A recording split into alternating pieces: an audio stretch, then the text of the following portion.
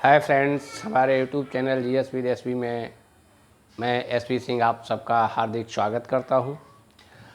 आज से हम एक नई श्रृंखला प्रारंभ करते हैं जिसका नाम है पोस्टमार्टम।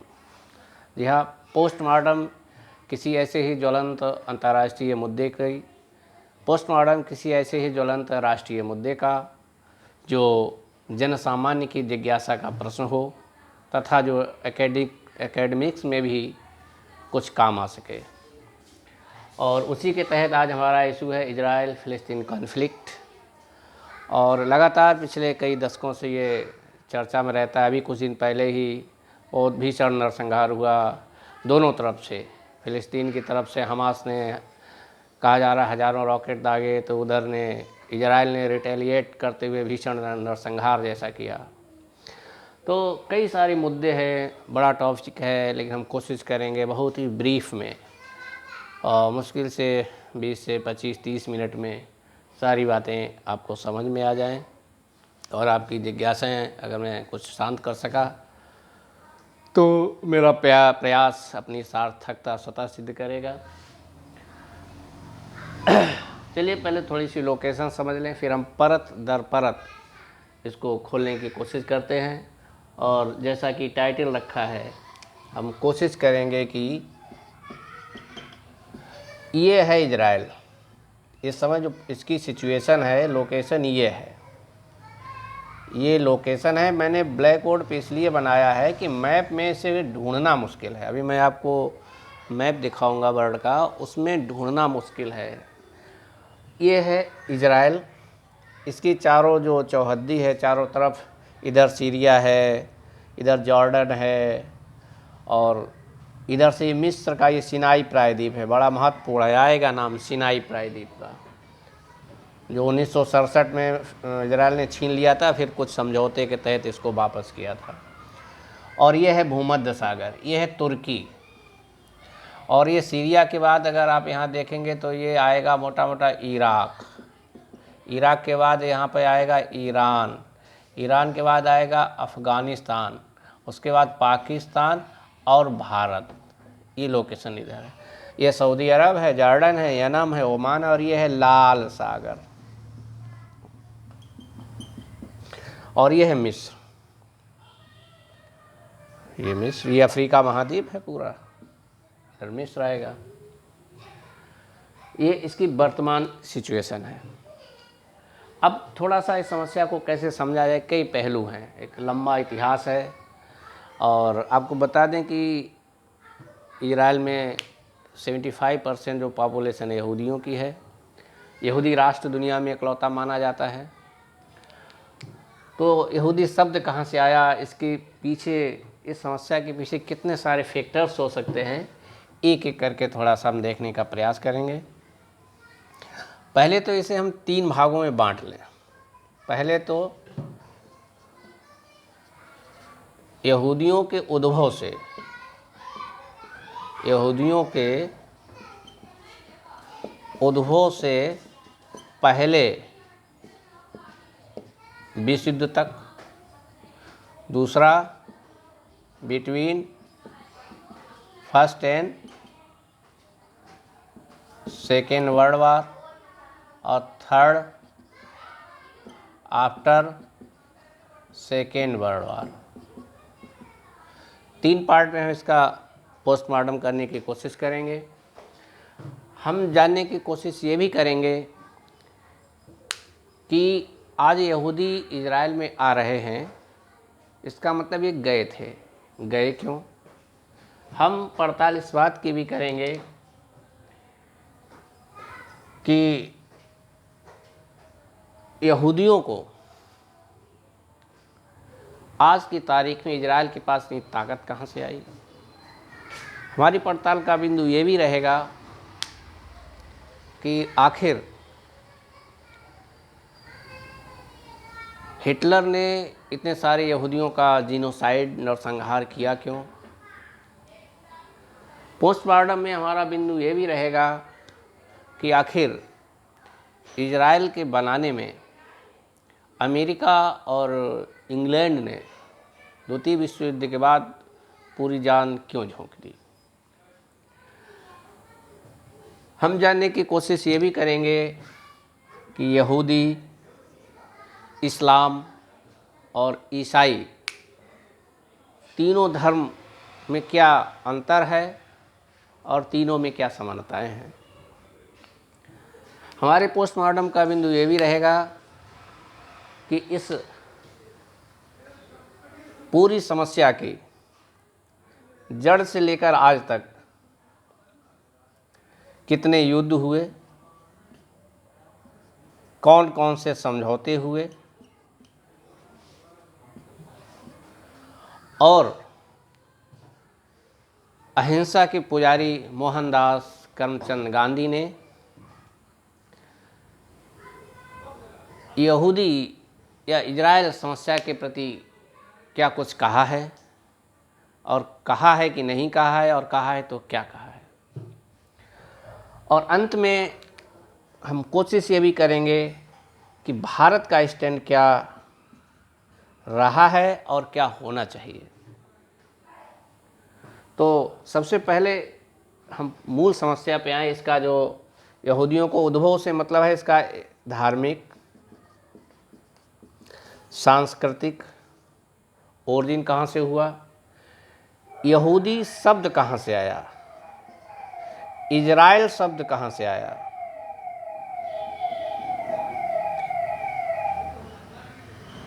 इजराइल शब्द कहाँ से आया।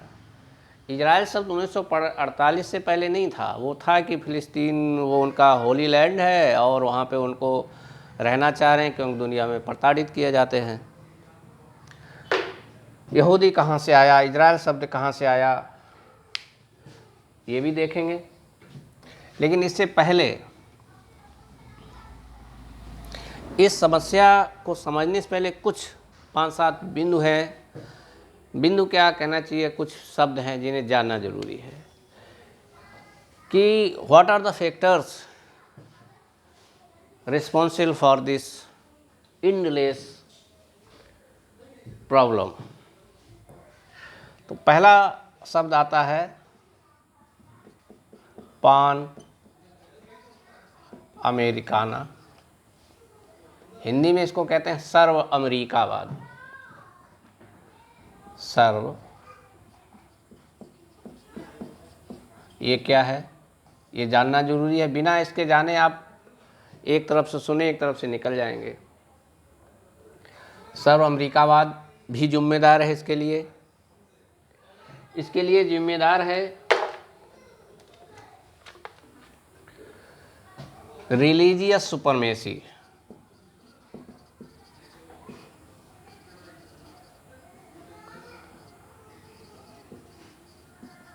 इसके लिए जिम्मेदार है रिलीजियस सुपरमेसी। इसके लिए जिम्मेदार है रीजनल सुपरमेसी।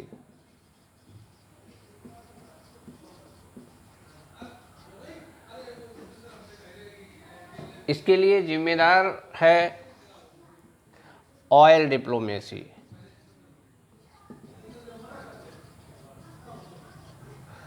और इसके लिए जिम्मेदार माना जाता है clash of civilisation. Clash of civilisation. इसके लिए जिम्मेदार ये भी हो सकता है इंटरनेशनल इंटरनेशनल आर्म ट्रेड।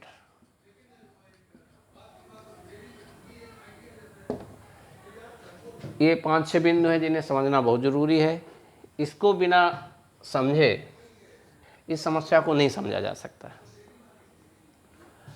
पान अमेरिकाना क्या है थोड़ा सा समझ लें। हो सकता है बोरिंग हो जाए, लेकिन ये आप तय मानिए जड़ से आपकी जिज्ञासा शांत हो जाएगी। और कहीं भी एक ही जगह पे पूरा मटेरियल बहुत मुश्किल है। इसमें हमने कोशिश की है थोड़ा सा एकेडमिक पुट भी रहे, एक जन सामान्य की जिज्ञासा भी शांत हो और बहुत बोझिल भी ना बनने पाए और हमारी बात भी पूरी हो जाए। पान अमेरिकाना क्या है, इसको हिंदी में कहते हैं सर्व अमेरिकावाद। थोड़ा सा समझने की कोशिश करें। इधर दिख रहा है यहाँ तक।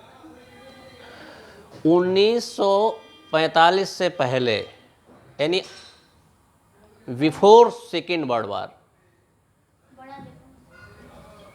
बिफोर सेकेंड वर्ल्ड वार पूरी दुनिया में एक ही चौधरी था जिसे हम लोग ग्रेट ब्रिटेन या यूनाइटेड किंगडम या इंग्लैंड कहते थे।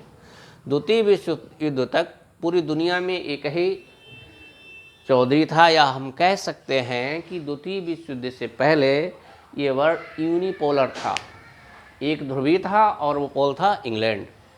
आधे से ज़्यादा दुनिया, बल्कि 2/3 पे उसका कब्जा था। लेकिन द्वितीय विश्व युद्ध में उसकी हालात इतनी कमज़ोर हो गई कि वो हारते हारते जीता या मरते मरते ही बचा। और इसको मरने से बचाने में 2 पॉइंट बहुत महत्वपूर्ण हैं। इंग्लैंड को द्वितीय विश्व युद्ध में जर्मनी और हिटलर के प्रकोप से बचाने में 2 चीज़ों ने महती भूमिका निभाई। पहला है अमेरिका और दूसरा है इंग्लिश चैनल। इंग्लिश चैनल जो यूरोप और इंग्लैंड के बीच में 50-60 किलोमीटर का गैप है समुद्र का, क्योंकि जर्मनी का नेवल पावर बहुत कमज़ोर था। जर्मनी का नेवल पावर ऐसा नहीं था कि वो कर सके, अदरवाइज एक ही 2-4 दिन में इंग्लैंड को ख़त्म कर देता वो, अगर बीच में इंग्लिश चैनल नहीं होता। यूएसए ने क्या मदद की? यूएसए फ्रंट पे तो बहुत बाद में आया है, प्रारंभ से ही इंग्लैंड को रसद पानी देने में, गोला बारूद देने में, हथियार देने में लगातार यूएसए ने मदद की।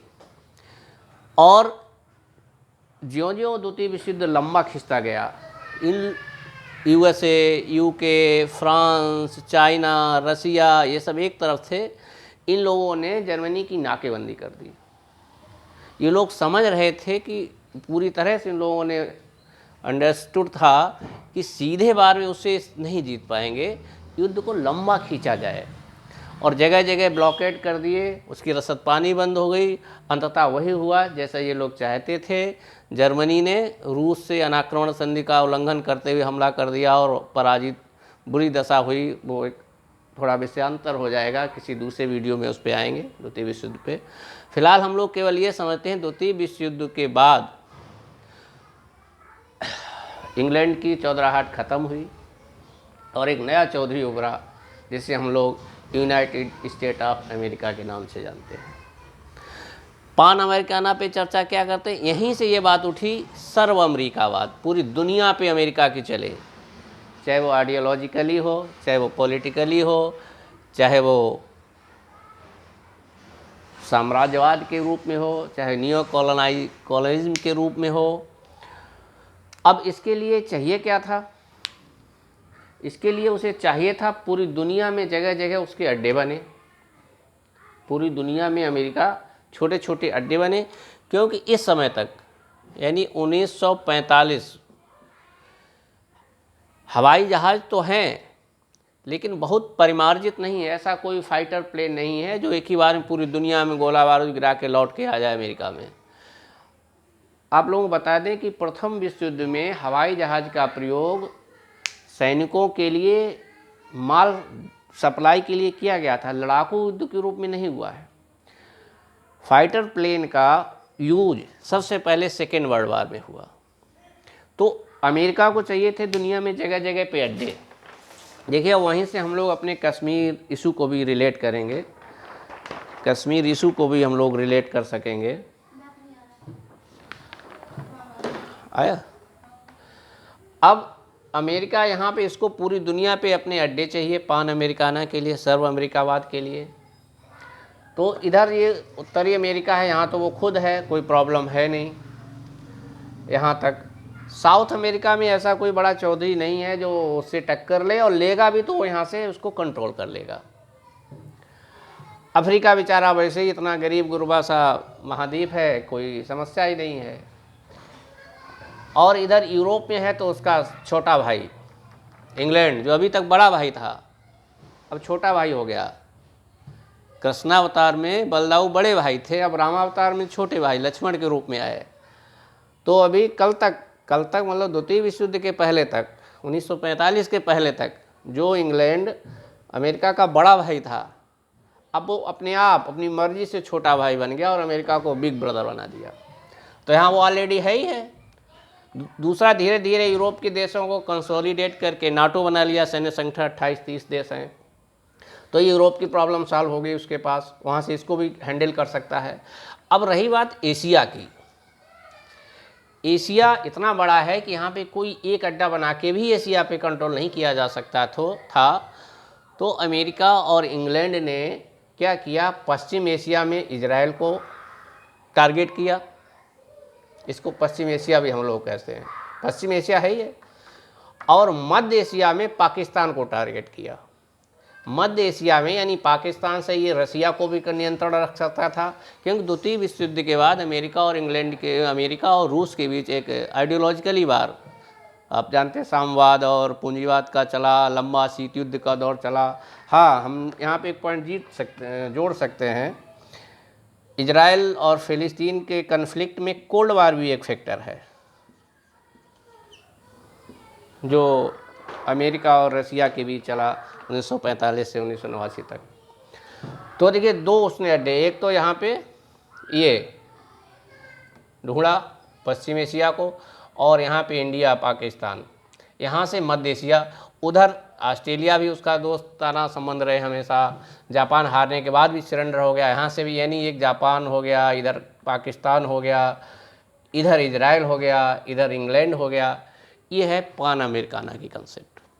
और कहीं न कहीं जो फैक्टर आता है कि इजराइल को बसाने में इंग्लैंड और अमेरिका ने जान क्यों लगा दी, उसका रीजन यही था कि यहाँ से पूरे अरब जगत को, पूरी पश्चिम एशिया को और बहुत हद तक अफ्रीका को नियंत्रण में रख सकता था।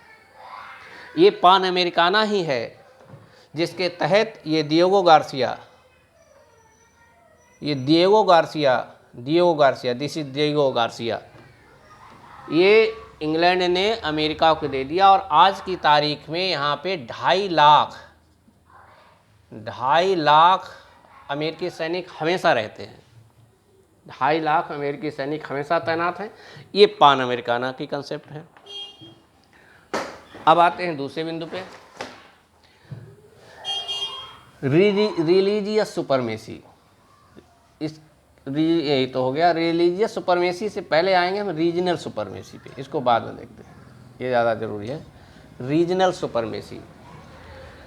सुपरमेसी देखिए क्या है, ये इजराइल है, चारों तरफ से आप मुस्लिम देश हैं, पता ही है, पूरा अरब जगत का है, सीरिया है, इराक है, ईरान है, इधर मिस्र है। तो प्रारंभ में जब 1948 में ये सब बसना शुरू हुआ, अभी आएंगे क्यों 48 में हुआ, कैसे हुआ, जब बसना शुरू हुआ तो इधर प्रतिक्रिया हुई मुस्लिम देशों में, स्वाभाविक थी, होना था। अब इसमें एक ये भी फैक्टर था कि वो जो विरोध था इजरायलियों के विरोध में कि इजराइल को नहीं बनने देंगे किसी कीमत में, उस मूवमेंट का नेता कौन हो, इस पे भी छीना झपटी हो गई। तो जाहिर सी बात है, उसमें मिस्र थोड़ा ताकतवर था तो मिस्र नेता बन गया। लेकिन जब 2-3 बार इसको उठा पटक किया इजराइल ने तो मिस्र ने हाथ खड़े कर दिए। तो कुछ समय के लिए इराक, सद्दाम हुसैन साहब के समय इराक नेता बन गया। इराक के बाद आज की तारीख में ईरान नेता है, बनने की कोशिश कर रहा है। ईरान ने भी आया, भाई इराक जब बना तो इराक का हश्र आपने देखा ही, सद्दाम हुसैन साहब को फांसी चढ़ा दिया। और जो इल्ज़ाम लगाए कि इनके पास केमिकल वेपन्स हैं, एक भी केमिकल वेपन्स इराक से बरामद नहीं हुआ।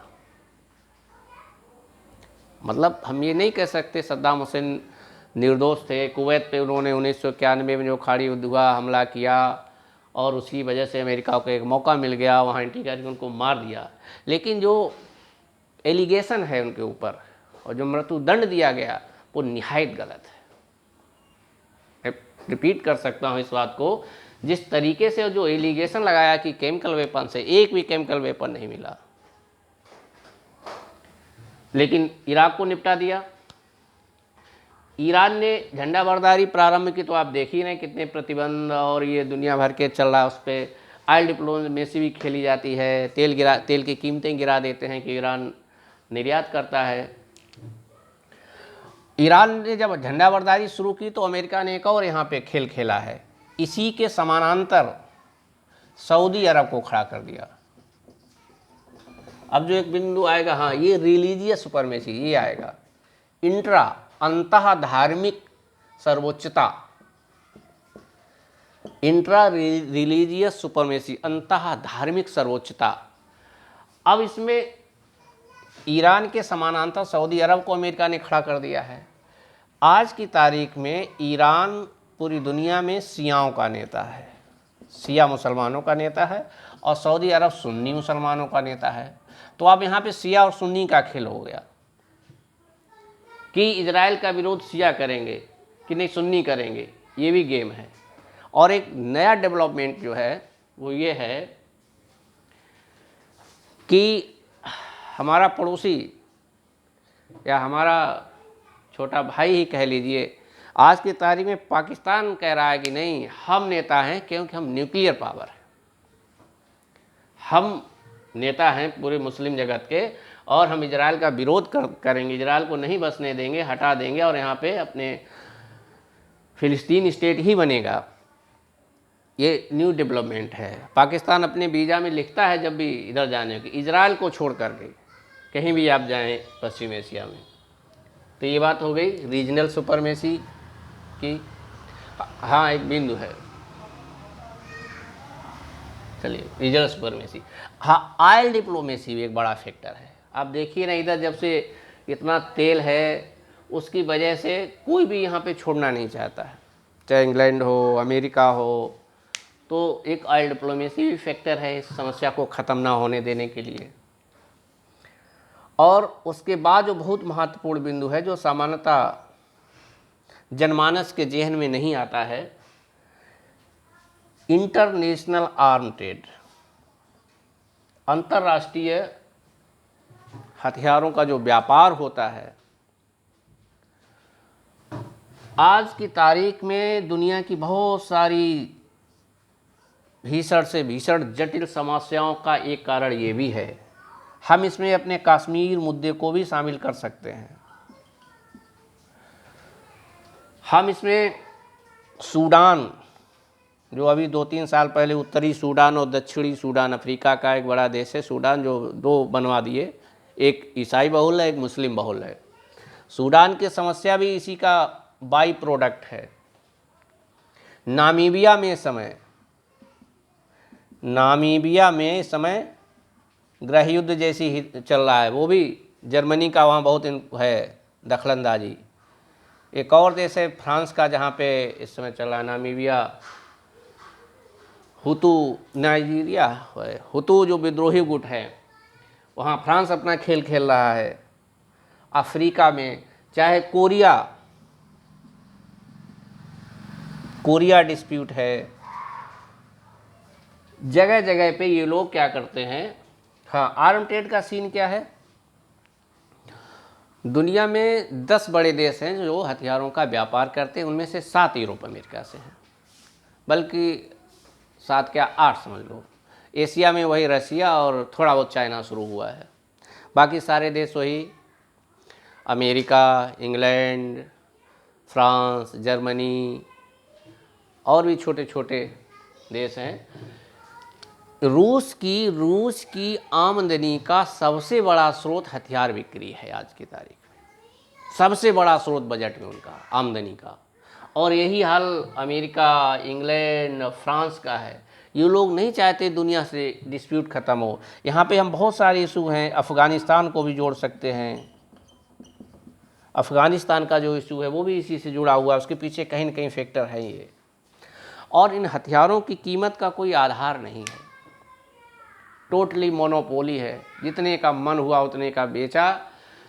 एक बहुत क्लियर डाटा तो याद नहीं है, कभी पढ़ा है मैंने, एक पनडुब्बी से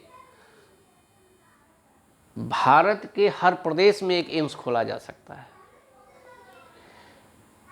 एक फाइटर या मिसाइल जैसी चीज़ें पाने के लिए, वेपन्स पाने के लिए हर स्टेट में एक आईआईटी हो सकता है, इतनी बड़ी बड़ी रकम चुकानी पड़ती है। टोटल मोनोपोली है। ठीक, कोल्ड वार का भी इशू है इसमें। कोल्ड वार जो पैन अमेरिकाना का ही एक पार्ट है, पूरी दुनिया को अपनी तरफ करने के लिए जगह जगह अड्डे बनाए, रूस और अमेरिका के बीच जो चलता रहा। प्रथम द्वितीय विश्व युद्ध में दोनों एक ही तरफ से लड़े, लेकिन एटम बम बनाने को लेकर जो अविश्वास पैदा हुआ अमेरिका और रूस में, वही कालांतर में धीरे धीरे शीत युद्ध में परिणित हो गया। क्योंकि दोनों की पॉलिटिकल आइडियोलॉजी भिन्न भिन्न थी। वो एक पूंजीवाद का समर्थक है, एक साम्यवाद का समर्थक है। लंबा दौर चला, और लेकिन 1989 में जैसे ही रूस का विघटन हुआ, स्प्लिट हुआ, तो वो ख़त्म हो गया। फिर जो है दुनिया यूनिपोलर ही सही, आज के तारीख में चीन जो कुछ भी चुनौती दे पा रहा है, लेकिन चीन का भी ट्रैक अच्छा नहीं है। जिस रास्ते पे है वो ठीक नहीं है, जर्मनी वाले रास्ते पे है। तो ये बिंदु थे जिनको जानना जरूरी है। वर्तमान लोकेशन फिलिस्तीन और इजराइल की ये है, ये गाजा पट्टी है, ये गाजा पट्टी है, और ये वेस्ट बैंक है। ठीक, और इधर ये मिस्र है, मिस्र है। ठीक, ये हिंद भूमध्य सागर है, और यहाँ से लेकर के इन सब में इजराइल की सेना तैनात है। भूमध्य सागर में भी नेवी तैनात रहती है। इजराइल को जो फिलिस्तीन को या हमास को जो हथियार मिलता है, कहा जाता है वो केवल एक रास्ता है, वो मिस्र होकर के आता है, यहाँ से मिलता है। ये तो हमने वर्तमान सिनारियो इसका देखा समस्या का। अब थोड़ा देखते हैं कि यहूदी धर्म क्या है, कहाँ से आए, कहाँ गए, कैसे आए गए, कैसे भागते भागते, आखिर समस्या क्या है इनकी। ठीक, हम उन प्रश्नों का भी अभी जवाब देंगे कि यहूदी ने क्यों जीनोसाइड किया इतने बड़े पैमाने पे, वहीं से आएगा। पहले थोड़ा सा बहुत संक्षिप्त है, तो बड़ा इतिहास 4000 साल का इतिहास है यहूदियों का, लेकिन एक ब्रीफ में जानने की कोशिश करते हैं।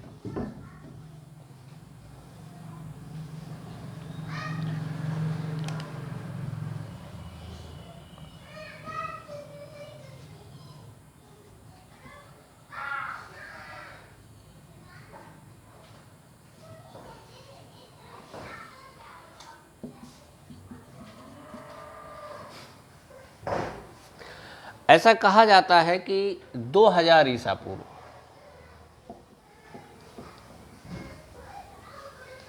2000 ईसा पूर्व से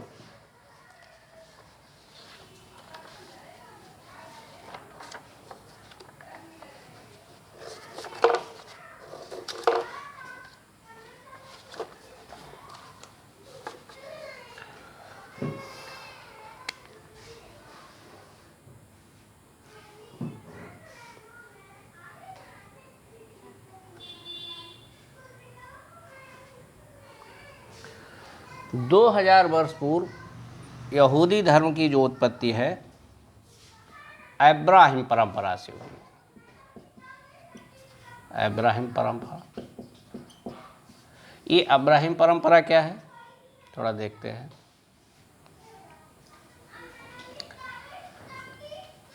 दो 2000 ईसा पूर्व अब्राहम, ये क्षेत्र है मोसोपोटामिया यानी इराक। Mesopotamia means Iraq. यहीं से इराक, सीरिया और जेरूसलम, हाँ यहाँ पे जिक्र आएगा अभी यरूशलम या जेरूसलम, इसी क्षेत्र में जेरूसलम में। मोसोपोटामिया इराक तो है, लेकिन ये पूरा इलाका उस समय हुआ करता था।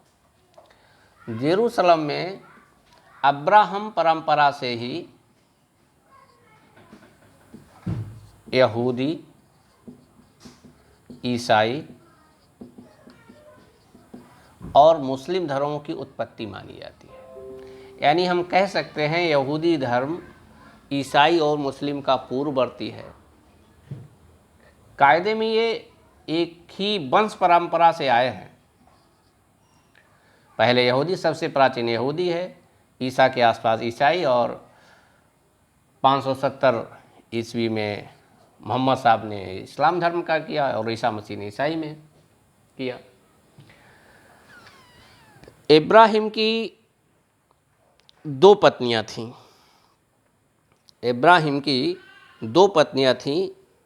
एक थी सारा। इब्राहिम की दो शादियां हुई थी। एक थी सारा और दूसरी थी हाजिरा। इब्राहिम की दो पत्नियां थीं, एक साराह और दूसरी हाजिरा।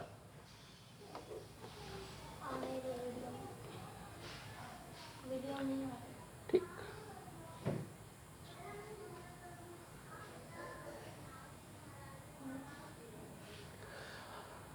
इस साराह से पैगंबर इसहाक का जन्म हुआ और हाजिरा से पैगंबर इस्माइल का जन्म हुआ। पैगंबर इस्माइल का जन्म हुआ। इस इसहाक से आगे चलकर इसी से ईसाई धर्म का, यहूदी और ईसाई धर्म के पैगंबरों की उत्पत्ति हुई। यहूदी शब्द का कहाँ से आया, अभी इस पे भी आते हैं। और कालांतर में इसलिए इस्माइल परंपरा से मोहम्मद साहब का जन्म हुआ,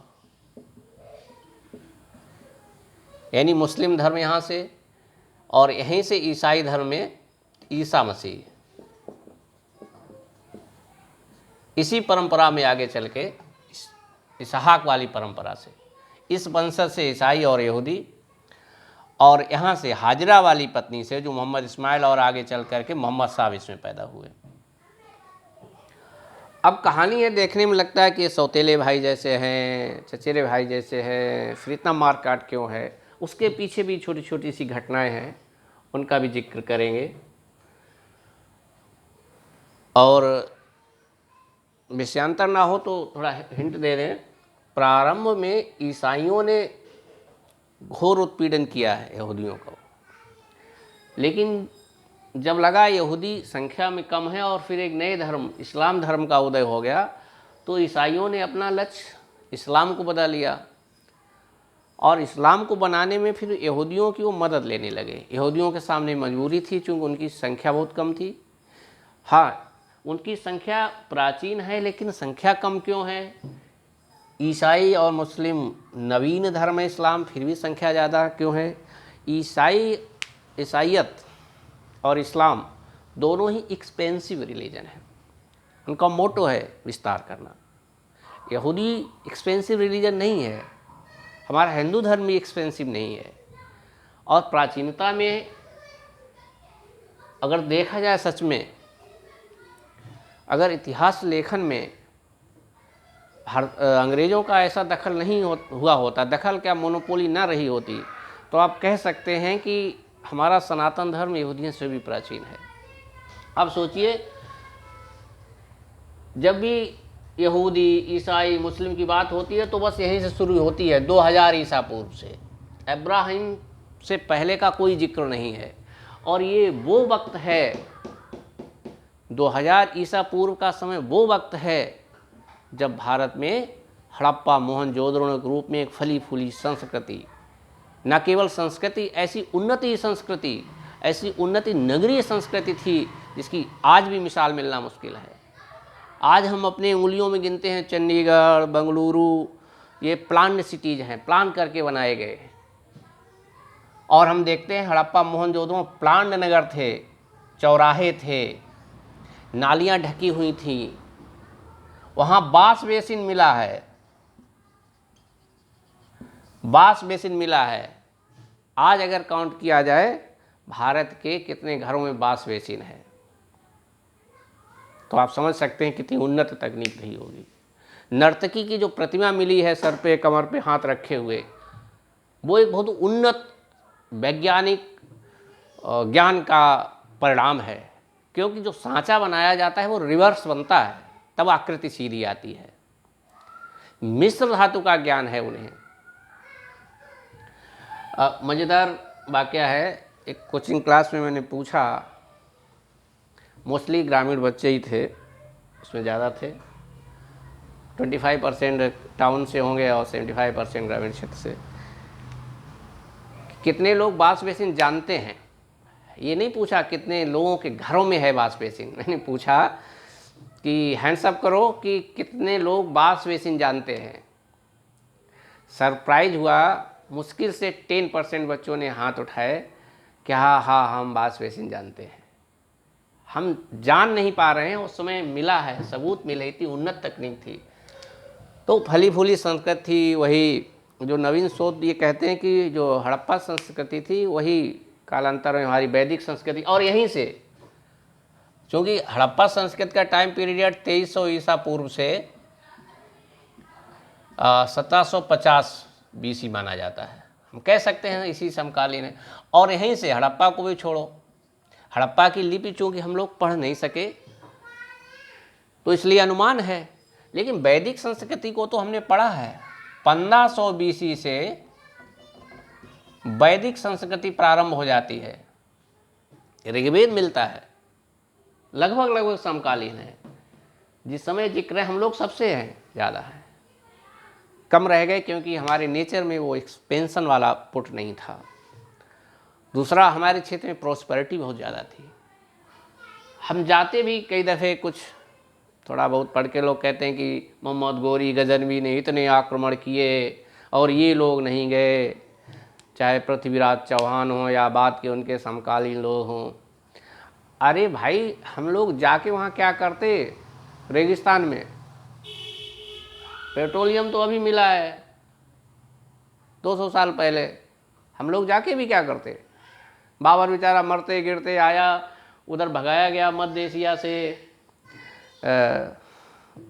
क्या उसका नाम है, मध्य एशिया में जहाँ से था, किर्गिस्तान, कजाक, उज्बेकिस्तान से भगाया तो अपने दूर के चाचा अफ़गानिस्तान में रहा। वहाँ दूर का चाचा कब तक रखेगा, तो बेचारा कहाँ जाए, अरब में तो सब रेगिस्तान है। तो फिर इंडिया की तरफ आया कि अगर जिंदा रहेंगे तो राज करेंगे, मरना तो यहाँ भी है, वहाँ भी लड़के ही मरे, ऐसे भूखे प्यासे क्यों मरे। तो हम लोग जाके भी क्या करते, ये बात यहाँ पे आई। यानी हम इब्राहिम परंपरा से तीनों धर्मों की उत्पत्ति है। इब्राहिम की 2 पत्नियाँ हैं, सराह और हाजिरा। सराह से पैगंबर इसहाक का जन्म हुआ है, जिससे यहूदी और ईसाई धर्मों की उत्पत्ति हुई। हाजिरा से पैगंबर इस्माइल हुए, जिनसे आगे चल के मोहम्मद साहब ने इस्लाम धर्म का प्रादुर्भाव किया।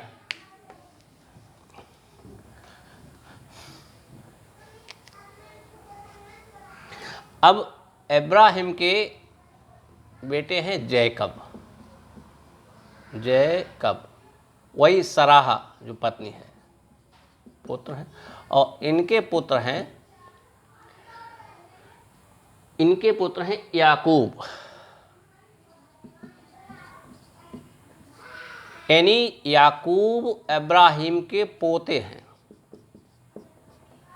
इब्राहिम के पोते हैं याकूब। याकूब का ही दूसरा नाम है इजराइल।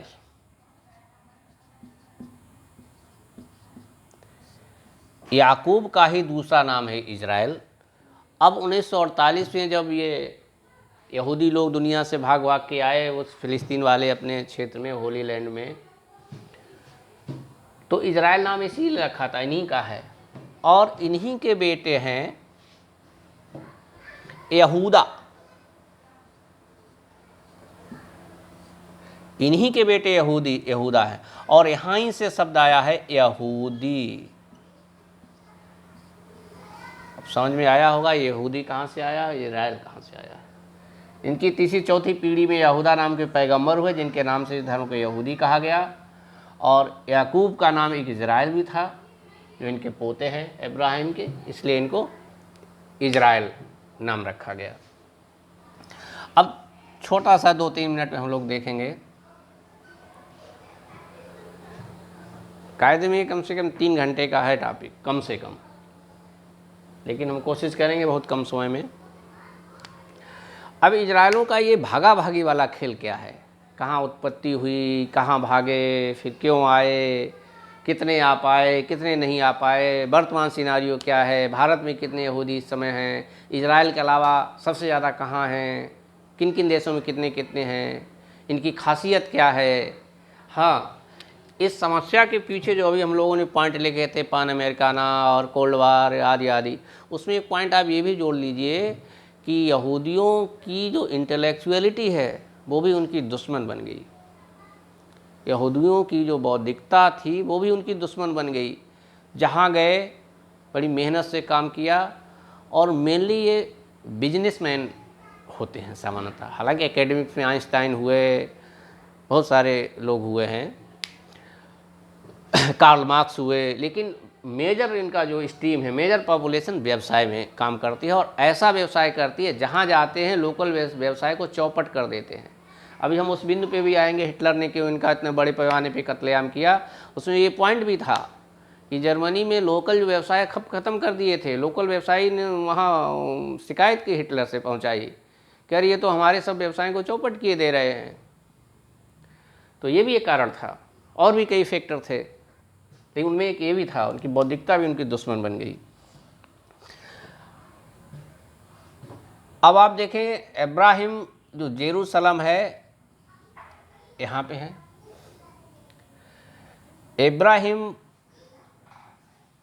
से ये लोग हुए, और इधर इसके बाद का जो इनका इतिहास है,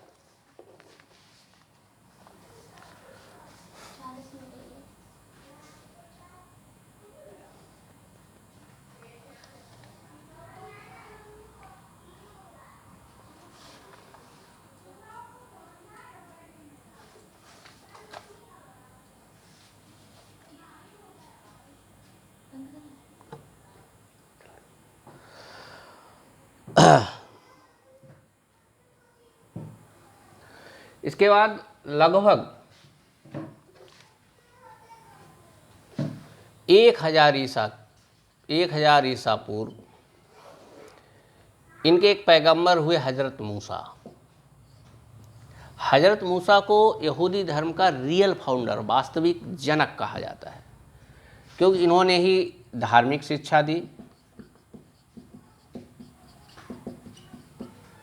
और जेरूसलम, यहाँ से जेरूसलम की एंट्री होती है इनके जीवन में। जेरूसलम के पास अपना जो भी एक सिंबल बनाया, उस सिंबल के रूप में एक दीवार है आज की तारीख में, उस दीवार की ओर ही मुंह करके यहूदी लोग इबादत करते हैं। एक दीवार बची है। ये बाद बाकी जो इनका सिंबल था वो बीच में जब मुस्लिम धर्म का उद्भव हुआ तोड़ दी गई, रोमन साम्राज्य ने छिन्न भिन्न कर दिया, ये हुआ। तो 2000 बीसी के आसपास अब्राहम परंपरा से हुआ।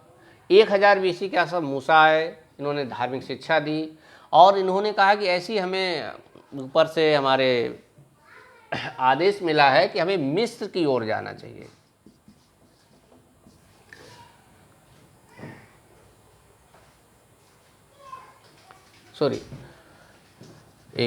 इसको भूल सुधार कर लीजिए।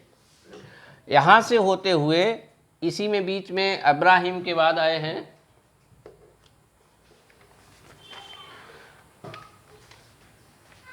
जो कई पैगंबर आए बीच में। तो ये विस्तार करते करते मिस्र गए। मिस्र में उस समय फराओ नाम का राजवंश था जो बहुदेववादी था। कहा जाता है कि वहाँ जाकर यहूदी इनके गुलाम हो गए, और वहाँ से ये मिस्र से मूसा निकाल के इनको फिलिस्तीन की तरफ लाए कि हम लोगों की उत्पत्ति वहीं थी, उधर चलते हैं। मूसा को वास्तविक जनक कहा जाता है यहूदी धर्म का। धार्मिक शिक्षा दी, इबादत वगैरह सिखाई, जो भी बनाया। वहाँ आज की तारीख में एक दीवार है।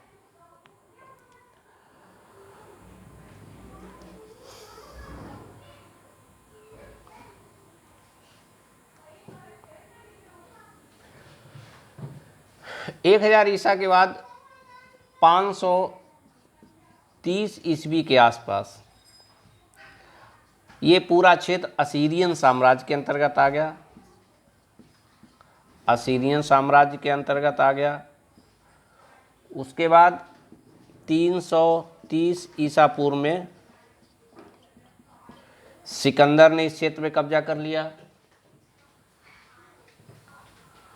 और सिकंदर के बाद पहली ईस्वी एडी के आसपास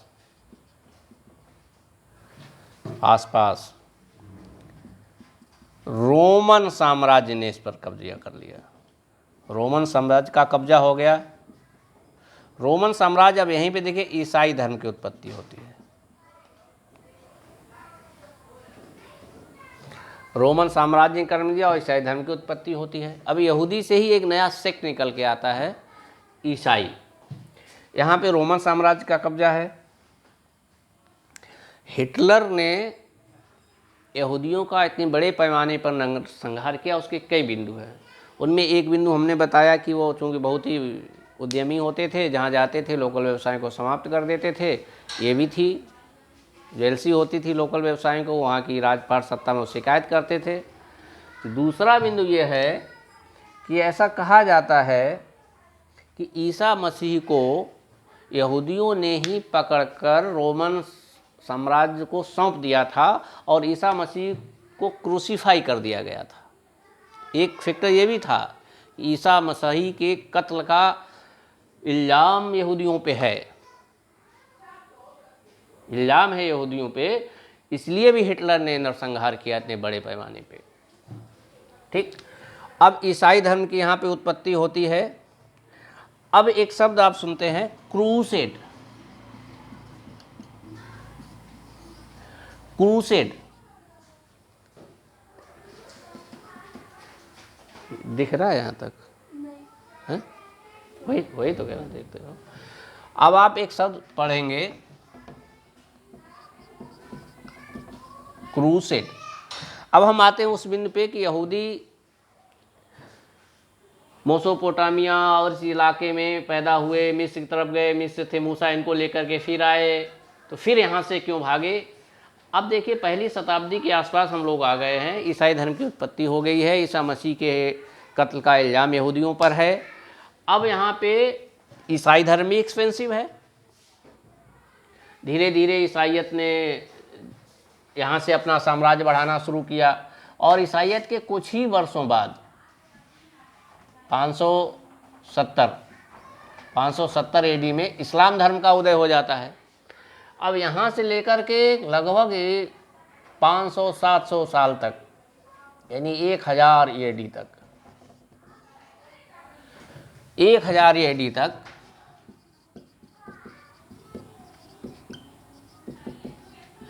ईसाई और इस्लाम में भयंकर धर्म युद्ध होते हैं। इन्हीं धर्म युद्धों को क्रूसेड कहा जाता है। तो क्रूसेड क्या है? ईसाई और इस्लाम के बीच में धर्म युद्ध, और उसकी युद्ध स्थली बनी वही फिलिस्तीन वाला क्षेत्र। थोड़ा समझने की कोशिश करना, थोड़ा भारी हो जा रहा होगा, लेकिन मज़ा बहुत आएगा, आप यकीन करिए। अब यहीं से क्रूसेड शुरू हुआ। ईसाई और इस्लाम में धर्म युद्ध हुए, क्रूसेड, लेकिन उसकी युद्ध स्थली बना यही इलाका। तो अब यहूदी क्या करते? अब यहूदी यहाँ से सब भागे चारों तरफ, यूरोप में गए, जहाँ जा पाए वहाँ जा पाए। यहाँ तक यूरोप में ही जगह थी, और भी इधर उधर जा पाए, भारत की तरफ भी आए, यूरोप में भी गए। अब धीरे धीरे इन क्रूसेड से हुआ क्या, जो एक स्ट्रेटजिकल एनिमी थी कि यहूदी और ईसाई प्रतिद्वंदी हैं, वो तो कम हुई, लेकिन लोकल लेवल पे इनको हिकारत नहीं गई। जो आम जनमानस में ईसाइयत में जो उनके प्रति नफ़रत थी यहूदियों की, बहुत धूर्त होते हैं, चालाक होते हैं और स्वार्थी होते हैं, वो नहीं गई। इसलिए जहाँ भी गए तो सरवाइव तो किया, लेकिन बहुत प्रताड़ना मिली। फ्रांस में जहाँ भी गए इनको हमेशा प्रताड़ित किया गया। बल्कि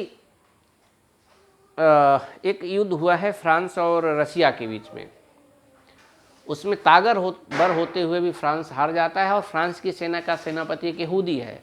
सारा इल्ज़ाम उस पर लगा दिया जाता है कि इसकी वजह से हार गए। उसी वक्त एक नाम आता है हर्जेल नाम के यहूदी। हर्जेल ही वो व्यक्ति है जिसने सबसे पहले तकरीबन 1900 के आसपास, 1890 या 1900 के आसपास इसने ये घोषणा की कि आखिर हम कब तक प्रताड़ित होंगे, हमें अपने होली लैंड, वही फिलिस्तीन वाले क्षेत्र में जाना चाहिए और वहाँ अपना देश होना चाहिए। अब ये हर्जेल ही हैं जिन्होंने ये घोषणा की। अब हम लोग आ गए हैं, इस्लाम की उत्पत्ति हो गई है, क्रूसेड हो रहे हैं, यहूदी भाग रहे हैं। ध्यान दीजिए, ध्यान देना, अभी तक पूरी दुनिया में ये 570 से इस्लाम का उदय हुआ, आगे 1000, 1200, 500, 700 साल ये क्रूसेड होते रहे। 1000 ईस्वी के आसपास या 12वीं सदी के आसपास की बातें हैं। यहाँ तक अभी दुनिया में राष्ट्र राज्य की कल्पना नहीं है। राष्ट्र राज्य नाम की कोई अवधारणा है ही नहीं। सेनाएं भाड़े पे ली जाती हैं, किसी की स्थायी सेना नहीं है। एक ही सैनिक 3-3 राजाओं की तरफ से लड़ता है। सैनिक आपस में युद्ध फिक्स कर लेते हैं, मजदूरी पे युद्ध लड़े जाते हैं। राष्ट्र राज्य वाली फीलिंग ही नहीं है यहाँ तक।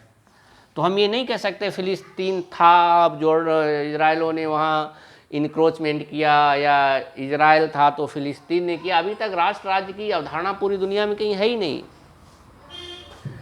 सबसे पहले यहाँ भाड़े पे सेनाएं लड़ती थीं, सैनिक फिक्स कर लेते थे कि 15 दिन लड़ेगा, 15 दिन की मजदूरी मिलेगी, खूब युद्ध को लंबा खींचो, ना मेरे तलवार मारो, हम ना तुम्हारे, खटपट करते रहो, थोड़ा सा चीर फाड़ कर देंगे एक दूसरे का। ये राष्ट्र राज्य की अवधारणा कहीं है जिसे हम वर्तमान में नेशनैलिटी शब्द, नेशन, नेशनैलिटी, ये शब्द सबसे पहले आए मैकियावली ने दिए। मैकियावली बोले तो 1469 में जन्म हुआ है और 1522 के आसपास डेथ हुई है। 1469 में बर्थ हुआ, यानी 15वीं शताब्दी का एंड हो रहा है, 16वीं शताब्दी के प्रारंभ में मैकियावली ने सबसे पहले राज्य या स्टेट या राष्ट्र की बात करी। इटली, मैकियावली बोले थे इटली के दार्शनिक हैं और कहीं न कहीं फ्रांस की क्रांति के अग्रदूत भी माने जाते हैं, जो राष्ट्रीयता जैसी बातें आई। मैकियावली ने कहा नहीं, हमारी सेना फिक्स होनी चाहिए तभी लड़ेगी, सेनाएं भाड़े पे नहीं ली जानी चाहिए, धर्म को अलग करना चाहिए। यहीं से राष्ट्र राज्य की बातें आई। अभी तक राष्ट्र राज्य जैसा कुछ है ही नहीं। ये भागे क्यों, अब समझ में आना चाहिए कि यहूदी आखिर उस इलाके से, फिलिस्तीन वाला इलाका जो उनका होली लैंड था, बर्थ लैंड था, होम लैंड था, भागे क्यों? इन क्रूसेड्स की वजह से दुनिया में भागे। ठीक, लेकिन दुनिया में जगह जगह अपमानित हुए। एक उदाहरण मैंने फ्रांस का बताया, और भी कई जगह हुआ। धीरे धीरे जब इधर हर्जेल ने कहा नहीं बनना चाहिए, अब हम लोग आ गए हैं प्रथम विश्व युद्ध के आसपास। थोड़ा ध्यान से सुनना, ना चाहते हुए भी वीडियो लंबा हो रहा है। मैं नहीं चाहता था लंबा हो, लेकिन फिर कोई मतलब नहीं है। अब हम लोग प्रथम विश्व युद्ध के आसपास आ गए हैं। ये नक्शा बना रहता तो अच्छा ही होता है। प्रथम विश्व युद्ध में 2 धुर हैं, एक यूके है और एक जर्मनी है। प्रथम विश्व युद्ध में अभी आपने देखा था, ये इजराइल वाला इलाका है, इधर ये जॉर्डन है, इधर ये सीरिया है, ये जॉर्डन है इधर, ठीक, इधर ये मिस्र है, अफ्रीका का पूरा महाद्वीप है, सऊदी अरब है, इराक है, ईरान है, इधर ये तुर्की है। प्रथम विश्व युद्ध में, प्रथम विश्व युद्ध से कुछ शताब्दियों पहले तक इधर पूरा ऑटोमन साम्राज्य का कब्जा है। ऑटोमन मिले तो तुर्की। प्रथम विश्व युद्ध से 400 साल पहले, लगभग 1500 के आसपास से, जब क्रूसेड युद्ध होते होते इधर तुर्की का पूरा साम्राज्य है, ऑटोमन साम्राज्य। ठीक, ऑटोमन साम्राज्य का कब्जा है प्रथम विश्व युद्ध में, और ये तुर्की जर्मनी के तरफ है। तुर्की किसकी तरफ है? जर्मनी की तरफ। अब इंग्लैंड वालों ने यहाँ चालाकी ये फीकी, अब इजरायलियों का सीन देखिए, जहाँ गए व्यापार किया तो पैसा है। इंग्लैंड ने कहा कि तुम थोड़ी मदद करो मेरी आर्थिक, और जैसे विश्व युद्ध समाप्त होगा तो तुम्हारा हम ये पूरा देश इजराइल बनवा देंगे। उधर हर्जल नाम के जो यहूदी दार्शनिक थे, उन्होंने कहा मेरा देश होना चाहिए। इंग्लैंड ने कमिटमेंट कर दिया, और 1915 का इंग्लैंड है, आज की अमेरिका से कहीं ज़्यादा ताकतवर। इंग्लैंड ने कह दिया इतना बड़ा चौधरी दुनिया का सबसे बड़ा तो मिल ही जाएगा। तो यहूदियों ने खूब पैसा दिया इंग्लैंड को। इधर इंग्लैंड ने एक और पांसा फेंका इधर अरब वालों को, बोला तुर्की के खिलाफ तुम मेरी मदद करो, ऑटोमन साम्राज्य के खिलाफ, तो ग्रेटर अरब बनवा देंगे। तो अरब वालों ने भी मदद की, और पहले विश्व युद्ध में आपको पता ही जर्मनी हारा, जर्मनी के साथ तुर्की भी हारा। तुर्की जब हारा तो तुर्की और जर्मनी के जो कब्जा वाला क्षेत्र था वो मित्र राष्ट्रों ने बांट लिया। मित्र राष्ट्र मतलब इंग्लैंड, फ्रांस, अमेरिका आदि ने बांट लिया। और यहाँ पे हाँ, इंग्लैंड ने जो कमिटमेंट किया था कि हम इजराइल बसाएंगे, तुम लोग मेरी मदद करो पैसे से, उसको कहा जाता है बाल्फोर डिक्लेरेशन, बाल्फोर घोषणा पत्र। ये ब्रिटेन के विदेश मंत्री हैं बाल्फोर, उन्हीं के नाम पे बाल्फोर घोषणा पत्र, कि इजराइल तुम्हारा अपना होमलैंड या देश, यहूदियों का देश बन जाएगा। अभी इजराइल नाम नहीं है, यहूदी देश। अब जब विश्व युद्ध समाप्त हो गया तो 1921 में एक वर्साई की संधि होती है, वर्साई की संधि। वर्साई की संधि में मित्र राष्ट्रों ने ये जो ऑटोमन साम्राज्य का, जैसे फिलिस्तीन, सीरिया, लेबनान और इधर ये सब इलाका है, अफ्रीका का भी कुछ इलाका है, ये सब बांट लिया आपस में, और इसे नाम दिया गया मैंडेट व्यवस्था। इसे नाम दिया मैंडेट व्यवस्था। मैंडेट मीन्स धरोहर। और इस मैंडेट व्यवस्था में फिलिस्तीन वाला क्षेत्र आया इंग्लैंड के हिस्से में। इंग्लैंड के हिस्से में आया ये फिलिस्तीन वाला इलाका, इंग्लैंड के हिस्से में आया, चूंकि घोषणा तो कर चुके थे कि देंगे, तो यहूदियों को सह मिल गया। और यहीं से प्रथम विश्व युद्ध के बाद से वर्साई की संधि, बाल्फोर घोषणा पत्र से ही पूरी दुनिया से यहूदियों का आना इधर प्रारंभ हुआ। उस समय प्रथम विश्व युद्ध के समाप्ति पर इस क्षेत्र में 3% यहूदी थे और 97% मुस्लिम, वही फिलिस्तीन अरब मुस्लिम थे। प्रथम विश्व युद्ध। आज सीन क्या है, थोड़ा सा आपको अच्छा लगेगा। आज 75% यहूदी हैं और 21% फिलिस्तीनी अरब हैं इस पूरे इलाके में। 3% क्षेत्र में इनका कब्जा था, 97 में इनका था। आज पूरा ख़त्म हो गया है, बहुत थोड़ा सा बचा है। इनकी पॉपुलेशन इस टाइप से थी। मैंडेट व्यवस्था में ये जब इंग्लैंड के कब्जे में आया, चूँकि इंग्लैंड कह चुका था यहाँ बसाएं, तो इंग्लैंड ने जैसा कहा था वैसा तो नहीं किया। उसका रीज़न ये था कि उस समय 1920 और 1930 के बीच का समय इंग्लैंड के लिए बहुत कठिन समय था। भारतीय संदर्भ में, भारतीय उपनिवेश को बचाने के संदर्भ में इंग्लैंड पूरी तरह से इधर इंडिया में लग गया। इसलिए इजराइल बनाने का, यहूदियों का देश बनाने का वादा वो पूरा नहीं कर सका, लेकिन एक सह मिल गई यहूदियों को, और उन्हें एक प्रोटेक्शन भी मिल गया। आओगे तो चूँकि सैनिक वहाँ ब्रिटेन है, ब्रिटेन की सेना लगी हुई है, प्रोटेक्शन मिलना हुआ। पूरी दुनिया से यहूदी गए, खूब बड़ी बड़ी ज़मीनें खरीदी, फ़लस्तीनियों की ही ज़मीनें खरीदी और फ़लस्तीनियों को ही मजदूर बनाया। वो क्रम प्रारंभ हो गया पूरी दुनिया से। इंडिया में उलझ गया, उतना नहीं कर सका, लेकिन काफ़ी हद तक शुरू हो गया। अब हम लोग आते हैं द्वितीय विश्व युद्ध पे।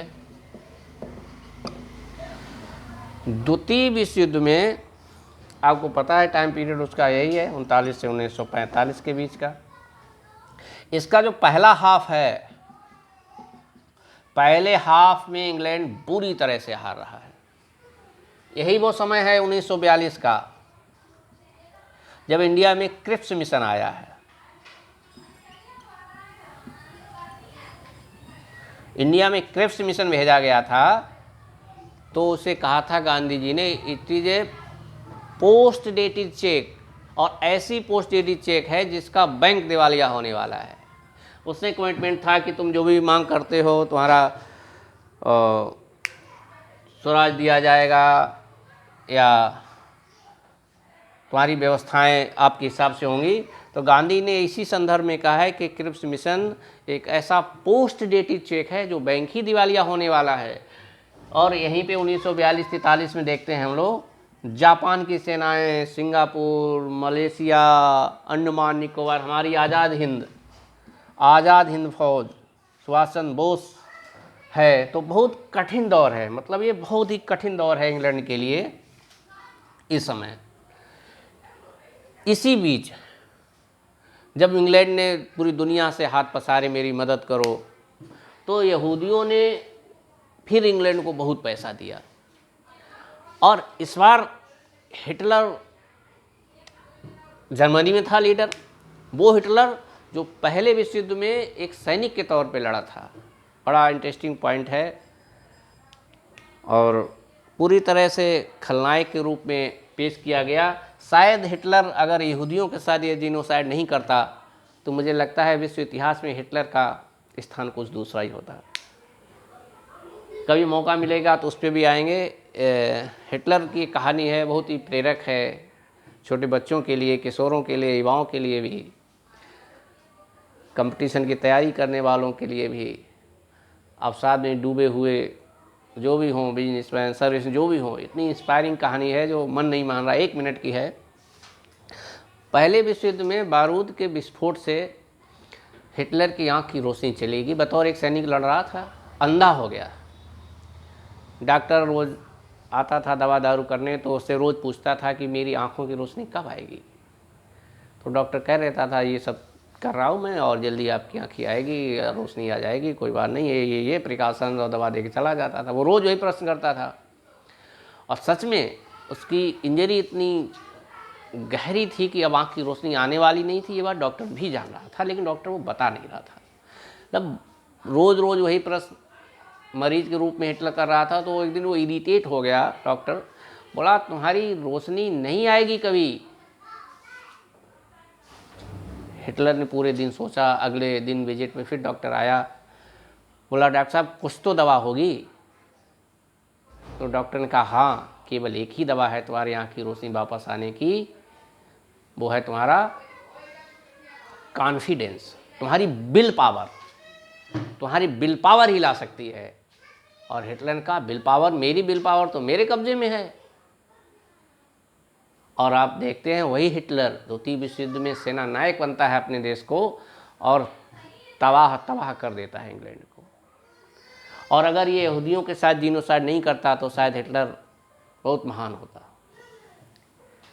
वहाँ से लेकर के 20-25 साल में उसने जर्मनी को वहाँ पे लाके खड़ा कर दिया कि आज भी जर्मनी पीछे हटने वाला नहीं है। अखिलेश गवर्नमेंट में जब उन्नाव के पास लखनऊ आगरा एक्सप्रेस वे पे हवाई जहाज़, फाइटर प्लेन उतारे गए, उसका प्रदर्शन किया, इंडिया ने खूब सीना चौड़ा किया। आप लोगों को बता दूं कि वो फाइटर प्लेन जर्मनी ने द्वितीय विश्व युद्ध में उतारे थे अपनी सड़कों पे। और ये सिंबॉलिक नहीं था जैसे हमारा एक्सप्रेस एक सिंबॉलिक है, पूरी जर्मनी की सड़कें इसी टाइप की थी, कहीं भी जहाज उतर सकता था। अगली युद्ध की डिफेंस की स्ट्रेटजी है, सबसे पहले रोड तोड़ दो, हवाई अड्डे तोड़ दो। हवाई अड्डे तोड़ दोगे जहाज उड़ नहीं पाएगा, जहाज हैवी तो क्या करेगा। तो हिटलर ने पूरी जर्मनी में ऐसे हाईवेज उतारे थे, कहीं भी जहाज उतर सकता है, तोड़ो हवाई जहाज, कितने तोड़ोगे। इतनी उन्नत तकनीक थी। और भी उसमें जो डिफेंस के फिलोसफर्स हैं, ब्लिट्ज क्रीग रणनीति, नीचे टैंक चलते थे, ऊपर हवाई जहाज प्रोटेक्शन देते थे। 1 घंटे 2 घंटे 4 घंटे में ही पोलैंड को 8 घंटे में जीत लिया था। फ्रांस में थोड़ा सा टाइम लगा, कहीं तो 1 दिन में, कहीं 8 दिन में, कहीं 8 घंटे में, इस टाइप से जीत लिया। और इंग्लिश चलन नहीं होता तो इंग्लैंड को ख़त्म कर देता। इंग्लैंड में 3,500 लोगों को हार्ट अटैक केवल इसलिए पड़ गया था कि एक र्यूमर उड़ गया था कि हिटलर लंदन में आ गया है। लंदन में उन दिनों 3,500 लोगों को हार्ट अटैक पड़ गया था, केवल इस र्यूमर से कि हिटलर लंदन में प्रवेश कर गया है। ठीक। तो हाँ, द्वितीय विश्व युद्ध में क्या हुआ, यहूदियों का जो जीनोसाइड हुआ, अभी तक बहुत हल्की फुल्की संपेथी यहूदियों के प्रति पूरी दुनिया की जनमत की थी कि नहीं वो वहाँ से आए, और बहुत क्लियर कट जनमत नहीं था, विश्व जनमत। हाँ, 1000-2000 साल पहले आप वहाँ थे, अब इस आधार पे आप वहाँ को कैसे बसा दिया जाए? इतने साल पहले तो भारत भी बहुत दूर लंका तक गया था, हम भी लंका को कब्जा कर लें, काबुल में भी हमारा मौर्य साम्राज्य था, तो क्या अफगानिस्तान हमारा हो जाएगा? ठीक, कोई बहुत संपेथी नहीं थी। हाँ, हल्का फुल्का झुकाव था इंग्लैंड का, अमेरिका का, वो उनका एक दूसरी स्ट्रेटजी थी पूरी दुनिया पे कैसे कब्जा करें। लेकिन जब हिटलर ने 60 लाख यहूदियों का जीनोसाइड किया, जी हाँ, 100, 200, 1000, 500, 10,000, लाख, 2 लाख नहीं, 60 लाख यहूदियों को गैस के चेम्बरों में यातनाएं दे देकर मार दिया गया। ये 60 लाख की संख्या इतनी बड़ी है यहूदी धर्म के संदर्भ में कि आज की तारीख में पूरी दुनिया में मात्र 1.5 करोड़ यहूदी हैं, लगभग 1.5 करोड़ यहूदी हैं, जिनमें से 70-80 लाख इजराइल में हैं और 50 लाख के आसपास यूएसए में हैं। बाकी इंग्लैंड में 2 लाख, 4 लाख, फ्रांस में इस टाइप से। भारत में भी 4500 के आसपास, 5000 या 4500 के आसपास यहूदी हैं। आज़ादी के समय 20,000 थे, आज़ादी के समय 20,000 थे। जैसे 48 में इजराइल बनने की घोषणा हुई, 2 विश्व युद्ध बाद, वो तेज़ी से माइग्रेट कर गए।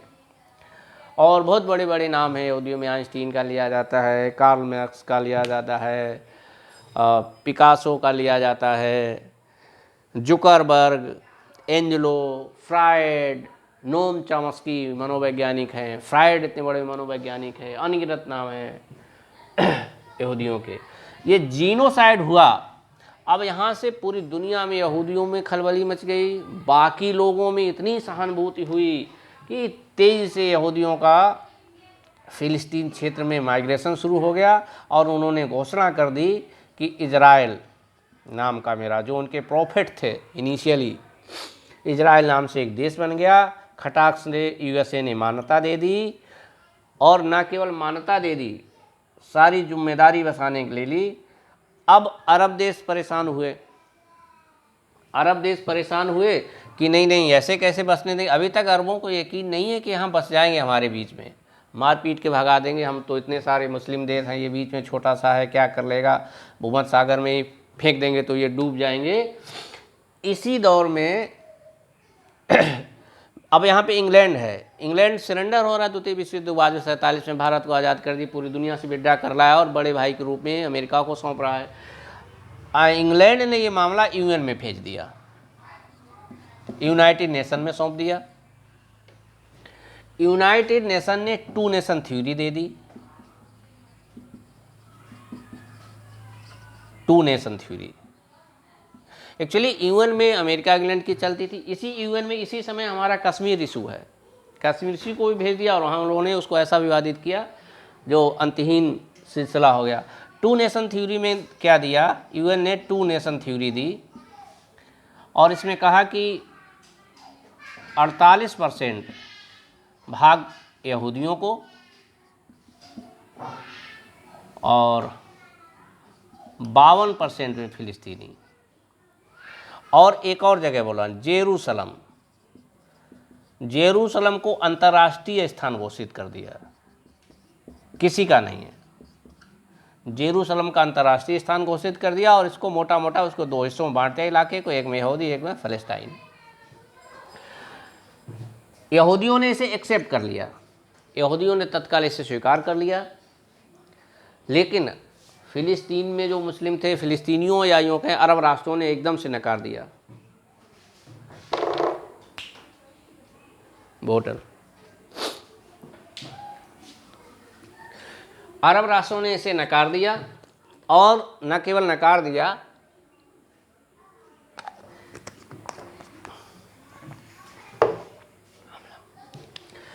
उन्नीस 1948 में ही इजराइल पर भीषण